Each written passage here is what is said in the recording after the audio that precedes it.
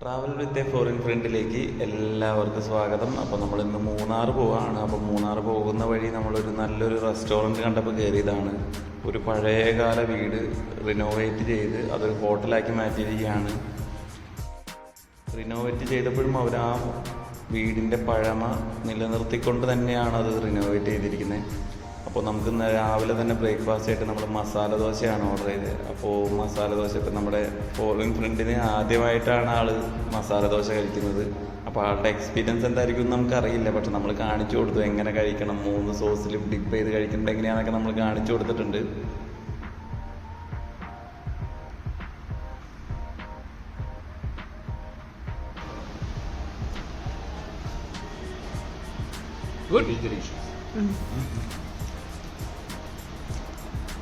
ആൾക്ക് ഈ മസാല ദോശ വളരെ ഇഷ്ടപ്പെട്ടിട്ടുണ്ട്. അതിൻ്റെ ഉള്ളിലെ കറിയും കാര്യങ്ങളെല്ലാം ആണെന്നുണ്ടെങ്കിൽ തന്നെയാണെങ്കിലും പിന്നെ ഇവരുടെ വാഷിംഗ് ഏരിയ കാര്യങ്ങളെല്ലാം വളരെ നീറ്റും അവർ അറേഞ്ച് ചെയ്തിരിക്കുന്ന രീതിയും കാര്യങ്ങളെല്ലാം നല്ല രസത്തിൽ തന്നെയാണ് അറേഞ്ച് ചെയ്തിരിക്കുന്നത്.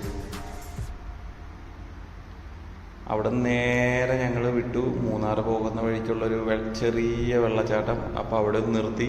വെള്ളച്ചാട്ടത്തിൽ വെള്ളമില്ലാത്തതുകൊണ്ട് ഞങ്ങൾ അവിടെ നിന്ന് പെട്ടെന്ന് തന്നെ പോന്നു.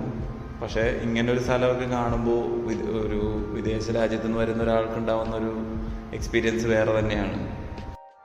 അത്ര തണുപ്പുള്ള ക്ലൈമറ്റ് ഒന്നും അല്ലെങ്കിലും ഞങ്ങൾ വളരെ ആസ്വദിച്ച് തന്നെയാണ് ഈ ട്രിപ്പ് പോയത്. കാരണം മൂന്നാറിൻ്റെ ഭംഗി നമുക്ക് പറഞ്ഞറിയിക്കാൻ പറ്റാത്തതാണ്.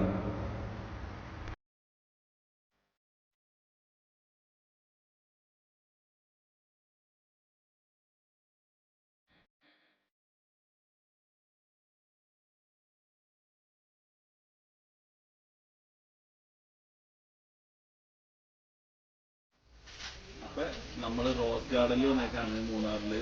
ടോപ്പ് സ്റ്റേഷൻ മാട്ടുപെട്ടിയൊക്കെ പോകുന്നുണ്ട്. അത് കഴിഞ്ഞ് ആനച്ചാലിലാണ് നമ്മളൊരു നൈസ് ഹോം സ്റ്റേയും നൈസ് ഫുഡും കാര്യങ്ങളൊക്കെയാണ് അറേഞ്ച് ചെയ്തിരിക്കുന്നത്. അപ്പൊ നമുക്ക് റോസ് ഗാർഡൻ ചെയ്യാം.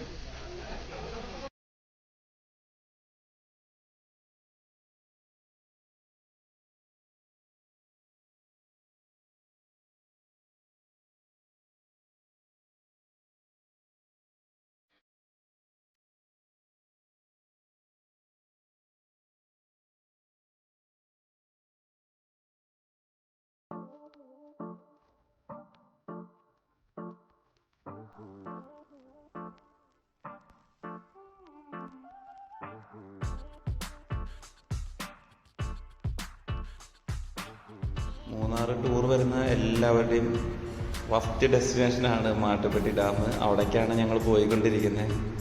ഒത്തിരി തവണ മൂന്നാർ പോയിട്ടുണ്ടെങ്കിലും ഓരോ തവണ അവിടെ പോയി ആ മാട്ടുപ്പെട്ടി ഡാമിൻ്റെ അവിടെ കുറേ ചെറിയ ചെറിയ സ്റ്റോളുകൾ കാര്യങ്ങളെല്ലാം ഉണ്ട്. അവിടെ നിന്നൊക്കെ എന്തെങ്കിലുമൊക്കെ ചെറിയ ചെറിയ സ്നാക്കൊക്കെ കഴിക്കുമ്പോൾ ഒരു പ്രത്യേക ഫീലാണ്.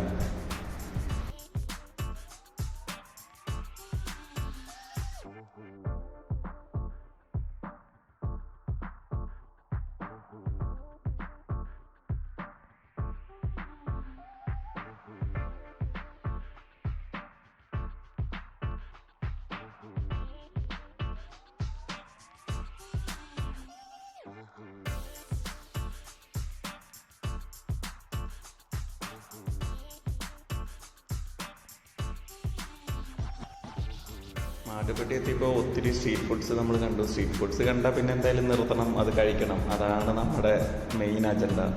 അപ്പോൾ നമ്മൾ കുറച്ച് ബോയിൽഡ് ആയിട്ടുള്ള കക്കാവറ്റ് അങ്ങനത്തെ സാധനങ്ങൾ, ചാറ്റ് മസാല ഇട്ടിട്ടുള്ളത്, അതൊക്കെ ഒന്ന് ജസ്റ്റ് കഴിച്ചു നോക്കി. അത് കഴിഞ്ഞ് അവിടെ കുറച്ച് എൻ്റർടൈൻമെൻറ്റിന് വേണ്ടിയുള്ള കുറച്ച് കാര്യങ്ങളെല്ലാം, അതായത് നമ്മുടെ പല്ലത്തോക്ക് വെച്ച് ബലൂൺ പൊട്ടിക്കുക, ഈ വക പരിപാടികളൊക്കെ ചെയ്തിട്ടാണ് ഞങ്ങൾ അവിടെ നിന്ന് പോയത്.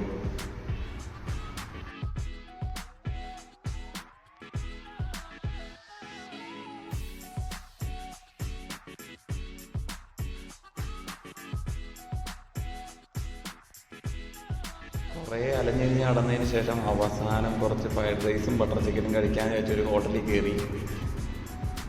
തരക്കേടില്ലാത്ത ഒരു ഫുഡ് എന്ന് പറയാൻ മാത്രമേ ഉള്ളൂ. അതുകൊണ്ട് തന്നെ അത് ഒത്തിരിയായിട്ട് വീഡിയോയിൽ ഞാൻ കാണിക്കാൻ ഉദ്ദേശിക്കുന്നില്ല. അവിടെ നിന്ന് നമുക്ക് താമസിക്കാനുള്ള നമ്മുടെ ആനച്ചാലിൽ നമ്മൾ പോയ സീസൺ 7 എന്ന് പറഞ്ഞ റിസോർട്ടിൽ നമ്മൾ എത്തിയിട്ടുണ്ട്. ആഫ്രിക്കൻ ടെൻ സ്റ്റേ കാര്യങ്ങളെല്ലാം പ്രൊവൈഡ് ചെയ്യുന്ന ഒരു ഗ്രൂപ്പാണ് ഈ സീസൺ 7 എന്ന് പറയുന്നത്. അവരുടെ ശരിക്കും ഒരു കാടിൻ്റെ ഉള്ളിൽ താമസിക്കുന്ന ഒരു ആംബിയൻസ്. ഇപ്പോൾ നമുക്കിപ്പോൾ ഒരു ഫ്രണ്ട്സ് ഫാമിലിയൊക്കെ ആയിട്ട് വന്ന് ചില്ല് ഔട്ട് ചെയ്യാൻ പറ്റുന്ന പെർഫെക്റ്റ് പ്ലേസ് ആണ്. ഇപ്പോൾ ക്യാമ്പ് ഫയർ ആണെന്നുണ്ടെങ്കിലും മ്യൂസിക് വെച്ച് നമുക്ക് വേറെ പരിപാടികളെല്ലാം നടത്തണമെങ്കിലൊക്കെ ആണെങ്കിലും എല്ലാത്തിനുള്ള സ്പേസ് ഇവർ പ്രൊവൈഡ് ചെയ്യുന്നുണ്ട്. ഇവരുടെ ആഫ്രിക്കൻ 10 സ്റ്റേറ്റ് ആഘമൊക്കെ എന്ന് പറഞ്ഞു കഴിഞ്ഞാൽ നമ്മുടെ ഒരു നല്ലൊരു ഹോട്ടലിൽ താമസിക്കുന്ന ആ ഒരു രീതിയിലുള്ള റൂംസ് കാര്യങ്ങളെല്ലാം തന്നെയാണ് അവർ ചെയ്യുന്നത്.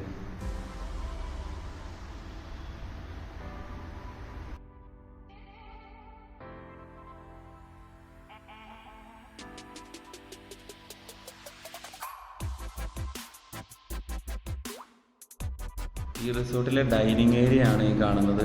കാരണം നല്ല നാടൻ ഫുഡ് കാര്യങ്ങളെല്ലാം തന്നെ ഇവർ പ്രൊവൈഡ് ചെയ്യുന്നുണ്ട്. അതിൻ്റെ തൊട്ട് ഓപ്പോസിറ്റ് തന്നെയായിട്ട് ഇവരുടെ ഒരു വ്യൂ പോയിൻ്റ് ഉണ്ട്.